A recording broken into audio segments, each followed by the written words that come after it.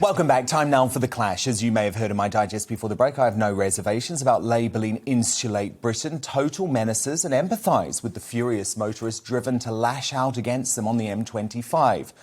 But it shouldn't be down to commuters to do something about this band of climate anarchists. Our police need to step up their response to future protests and, more importantly, be proactive in cutting them off before they start. We'll debate whether authorities should down Insulate Britain protests in a moment. But first, let me bring in their spokesman, Liam Norton, who is in the studio today. Liam, so I don't know if you heard my digest tonight, but I think Insulate Britain is a terrorist organisation. How do you respond to that? Well, first of all, Dan, thanks for coming on the show. It's nice to finally meet. I know. Had a few little interviews on Zoom in the past, yes. So it's nice to finally meet you. And look, tonight I really want to, a lot of your YouTube clips on the video about Dan Wootton clashes. And what I really want tonight to be about is that we don't clash, where we can come to some understanding about, that we can have some agreement. I'll tell you the way that we can end up not clashing, Liam, if you stop blocking the M25. If you stop causing car accidents, if you stop causing people to miss out on life-saving operations, that's the way that we will end up not clashing. But can I just read you out the definition of the 2000 Terrorism Act? Because I just want you to be aware that what you're doing is terrorism. Yeah. So the 2000 Terrorism Act says that they use the threat of action to influence the government for the purpose of advancing a political or ideological cause. I presume you concede that you're doing that. And the action involves serious damage to property. You concede you're doing that? In this campaign, what property would we damage? Well, you're damaging the road. The road, yeah. Endangering lives. Do you concede you're doing that? The government are endangering lives. And creating a risk to the health or safety of the public. Do you concede you're doing that? Again, the government are putting the health and safety. You're just washing your hands of all all responsibility. No, it's a tragic situation, and I accept that the examples that you've given. We're still trying to find out the, more about this woman. We don't know much about her, but our sincere sympathies go to Chris. We don't know his surname, I believe. Well, I'm sure Chris doesn't give a damn about that. No, I just wonder if anybody knows who he is, that's all. But that's fine. But we offer... Are you suggesting that Chris was some sort of plant and isn't telling the truth? But I just like to offer my sincere sympathy to Chris, but that's all I know. Well, why don't you who stop blocking the M25, Liam? Because what we are, Dan, right, and, we've spoke a few times, and you say you're an environmentalist. Yes, I am. And I always have been, Liam. So but I don't believe in breaking the law. I don't believe in putting people's health at risk. OK, so what Sir David King... Do you know who Sir David King is? So the former Chief Scientific Advisor to the British government. And he said back in February that what we do in the next 3 to 4 years will determine the future of humanity.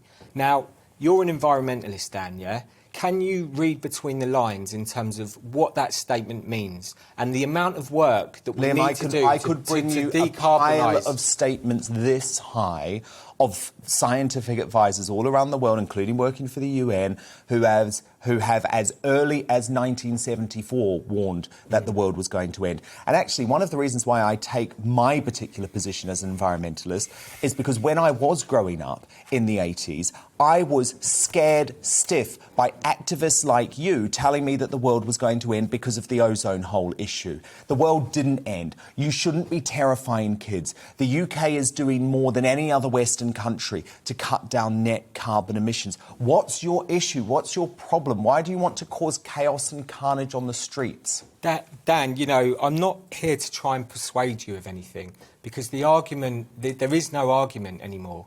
And so I'm not here to try and debate you. But why are these the correct methods? Why are these the correct methods, Liam? Because what Sir David King is saying is that we've got 3 to 4 years.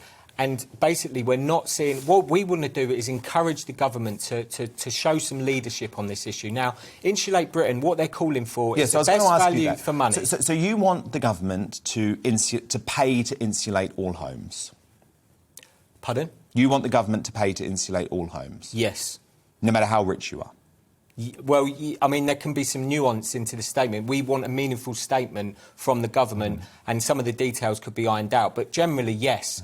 The 29 million homes in the UK, which are accepted as the leakiest in Europe, right? So they're not going to get insulated and retrofitted unless we do this national programme in terms of insulating and retrofitting. It's not going to get done. And do you believe in personally leading this movement and practising what you preach? Are you going to hammer me for the Sun article on Sunday? So, look, Dan, I lived in social housing, right, mate? And this is the point. Well, right? you now live this in quite a nice scheme, house, I believe. This whole scheme. Well, no, Liam. Dan, come let on, me mate. speak and you Dan, can respond. Liam, why don't you want me to raise this? Because you don't want me to raise this because you're embarrassed about it. No, I'm not embarrassed. You are, because but it is embarrassing. you live in quite a posh, nice house in southwest London. And but according to the Sun, Liam, it's single glazed, has no cavity wall insulation, and uses gas central heating. So you're not practising what you preach at all, are you? Why have you not spent the money to insulate your home? Dan, this is kind of like really. You could do better than this, mate. Just answer the question, Dan, Liam. you know me. Answer the question. You know that you could do better than this, mate, right? So, and the thing is like you. If I was turning the country upside down for a particular cause, I would make damn sure that the cause that I was propagating was something that I would follow. Dan, you're struggling to. Yeah, because I'm embarrassed for you, Liam. Because you're embarrassed for me. Come on, mate. Look, you need to do a bit more investigation into that home because it's a social housing home, so it isn't posh, is it? But you could pay to get it done up. Well, whether I could or whether I couldn't, the truth is... Why do you want the government to do everything for you, Liam? Don't you believe that this is in our hands? Why are you waiting for the government to pay to do this? Why don't you pay for it yourself? You're a well-off bloke. Insulate Britain is about truth, looking at the reality, Dan, right? We need to look at the reality, and the reality is... even if I could... your house not insulated? Dan... Just answer the question. Dan, if I could insulate that house, that isn't the point here. There are millions of people that aren't going to, and that's the truth, mate, yeah? That's the truth. So all we're saying is that the job that needs to get done, if we leave it up to individual choice, you're not facing the reality that David King's talking about in terms of what we do in the next 3 to 4 years will determine the future of humanity. I'll tell you what will determine the future of humanity. Yeah, go on. Over the next 3 to 4 years. What China does. And you seem to ignore that, Liam. I'd like to see you get on a plane and try and block the highways in China, but I presume you know that you would be shot if you did that. Are you going to pay for that? For my plane? Well, you should. If you pay for it... You should. If you pay for it, I'm not paying for it. I'll go over Raise there. the money yourself. I'll go over and I'll speak to the ambassador. Although it's tempting if we could see the back of you. Dan, you're struggling to keep a straight face during this interview because no, China, I'm not. you know as well as I do that the whole China thing's ridiculous, and it doesn't take. Why are you being so down on Britain? You sound like a bit of a snowflake. You know, you're just giving Britain a hard time. I'm sorry, mate. We can get out of this mess. You have blocked the M24 4 times in the past week. You're like a little child that thinks that's a cool thing to have done. You're proud of that. Do you not understand? You're ruining lives, you're ruining livelihoods, you're ruining people's health, and I find it truly despicable, and I think people like you should be locked up. I think you should be locked up because I don't believe this is a peaceful protest. I believe it's eco-terrorism. Dan, we agree that Priti Patel's in a really difficult situation at the moment, and we sympathise with her in terms of her job in order to keep law and order in place. And we want to see law and order kept in place, because if we don't get this climate thing under control, law and order is going to fall apart. The police have been lovely to you. But Insulate Britain are talking about... Police have been lovely. They're sort of offering you help. What's that about? Well, you need to speak to the government about that, don't you? Yeah, absolutely. So why? I mean, get the government on here, but by the way, the government could end this tonight if they gave us a meaningful statement. I do have a couple of other people to bring in, Liam. So you stand by and you